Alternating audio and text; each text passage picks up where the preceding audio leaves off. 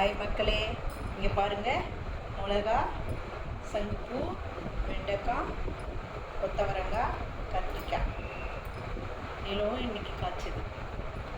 பிடிச்சிருந்தா லைக் பண்ணுங்கள், ஷேர் பண்ணுங்கள், சப்ஸ்கிரைப் பண்ணுங்கள். இயற்கை முறையில் இல்லை அப்படி இல்லை. இன்று பிறந்தநாள் திருமணநாள் கொண்டாடும் அனைவருக்கும் எங்களுடைய வாழ்த்துக்களை தெரிவிச்சுக்கிறோம். வணக்கம் மக்களே. ஹாய்ங்க.